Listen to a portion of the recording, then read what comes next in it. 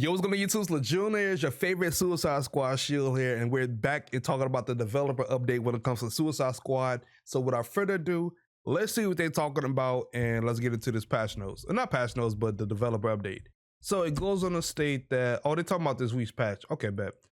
So it states that following the patch going live, we've seen reports of some members of our community that they're unable to complete some encouragement missions due to a loading screen. We are starting to investigate these reports as soon as they came in, and the team is working hard to resolve this as soon as possible. We understand the frustration this is causing and apologize to any players currently affected by this issue. Now, everybody and their mom should be affected by this, because this happens every time you run two missions, no matter if you're in the open world or Metropolis, no matter if you're in the open world or incursion missions, I meant to say, you're going to get that loading screen after you run two missions. So it is unfortunate with that one. I ran into that when I was live when that happened, and it was something. That's all I gotta say. It was something. Man, that's cool at least that they dropped and that they dropped. Oh Lord, we fucking got it, Chad. GG. GG, Chad. GG. GG. GG. GG. We're cooked.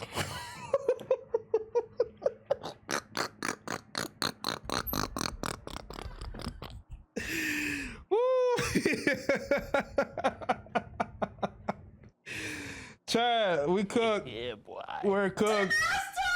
Oh, we're cooked. Fuck. All right, so let's go on to see what else they're talking about. We also want to talk about some of the other issues we are not able to include fixes for this patch and their respective statuses. While some login issues previously reported by community have been addressed in the latest patch, we're aware that some players are still encountering difficulties logging into the game, and we're still working on these, and we'll continue to update the community in future patch notes. That's crazy.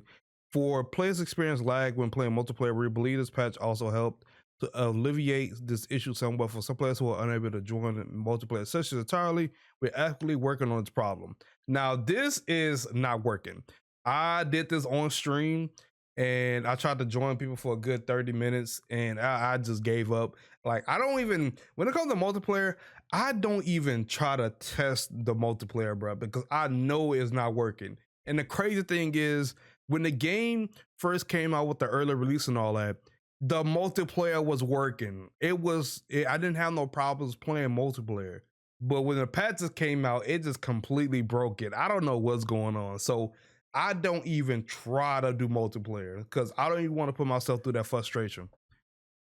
So it goes on to say the master progression issue. Okay, we can see what they're doing, because they had it in their resolve issues for so long.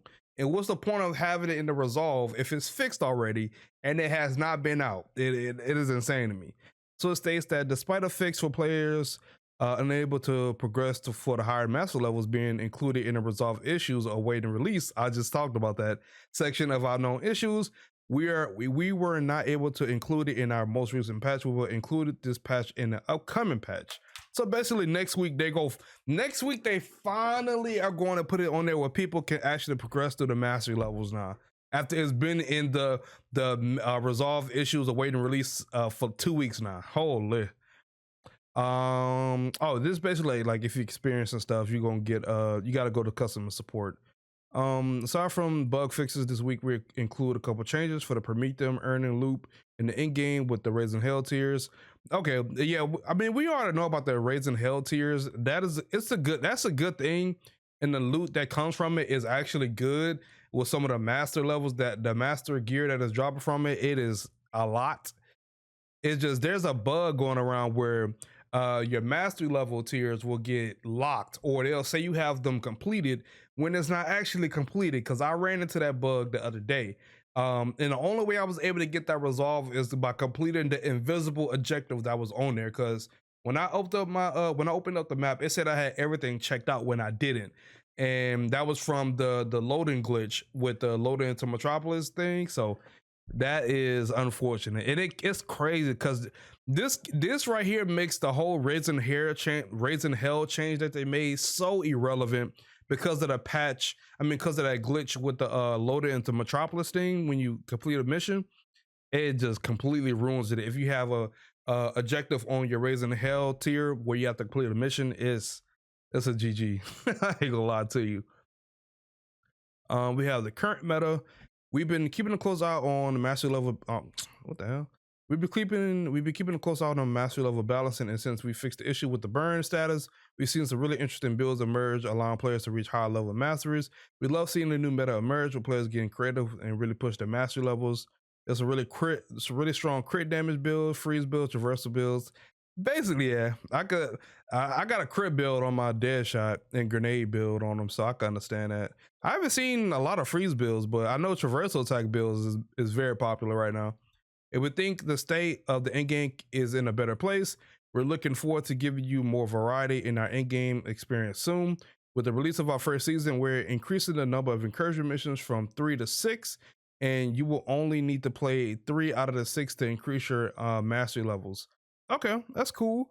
I mean, we already knew about the incursion missions being 6. If you looked at when they was doing like their Q&A thing, they state that the seasons will come with 6 incursion missions for each episode, and they have 2 episodes in one season. So one episode gonna have 6, and the second episode for season 1 gonna have 6. So that's 12 incursion missions that they're adding into the game for one season. So that's cool.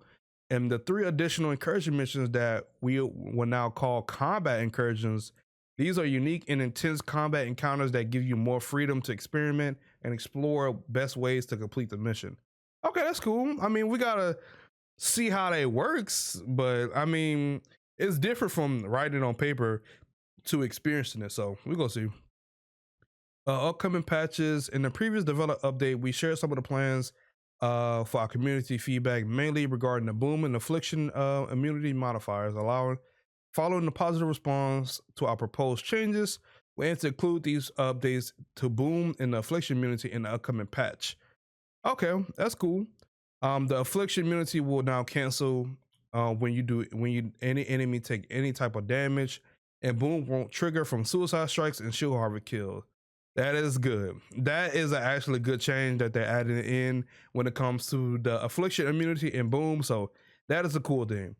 Another change that we're looking to make in an upcoming patch is to increase the amount of damage that counter shots deal to Brainiac in the Mayhem mission. This will allow you to more consistently damage the Brainiac in his encounter while still keeping the intense and challenge high.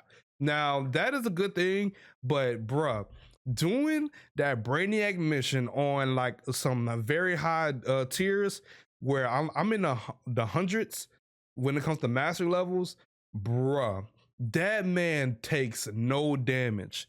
So with them adding it is going to be helpful, but they made that mission way more harder with the increased damage, because the little Speed Force Kamehameha that Brainiac does, since he's in the Flash form, it just one-shots you now.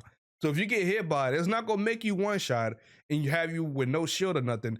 It just completely one-shots you. So you have to dodge it now. So I ain't gonna lie. Hopefully that it really does increase that damage, because that fight is insane when it comes to how much damage everything could do to you now. So it goes on to state that for killing time, we want this to be a fast-paced fight for survival, which puts your skills to the test. Therefore, we're planning to make a change for episode 1 that will keep the mission contained to a more concentrated area, resulting in some more intense battles. That is actually good, because the one complaint I really have about killing time is so spread out, bro. Like, it's so spread out in between mission. I mean, not missions, like areas where you have action, because you have a whole area that's full of people and you have a lot of action. Then you got to go across the map just to find more people, just to keep the timer keep going. So the fact that they changed it where it's a more cohesive area where you don't have to explore across the whole map just to find people, I like that change. That is a good change. And that is pretty much it for the developer update. Now, I do remember them stating that they were going to release a developer update no matter if it's a small or big update. So overall, this is only thing I'm really liking is like these changes right here for the upcoming patch. But we still got that day when it comes to multiplayer. It is bad trying to do multiplayer in this game, bruh. They gotta fix it. It is really, really bad. I just don't even try it at that point when it comes to multiplayer. So That's something they really need to get out the way and fix, especially with that loading thing with Metropolis, when you gotta close out the game completely. They gotta get that ASAP. And they finally bringing in the mastery progression issue, so that's gonna be a good thing. But you know, they still gotta resolve some things, bro, before the Yuki even really count this as a W. And then we got season 1 coming out in March, and we still don't even know what is going on with that. I don't even know when they're gonna start even promoting that, to be honest. And plus, they got so many bugs. There's like, and I get it from a business standpoint. You gotta start promoting your stuff so you can get people excited for, you know, your new season, the Joker, and all that good stuff. But when the game is what is at right now, it's kind of, do you really do it or not? I don't know, bro. Because we are, let me see how many weeks we are into to get to March. So next week is going to be March.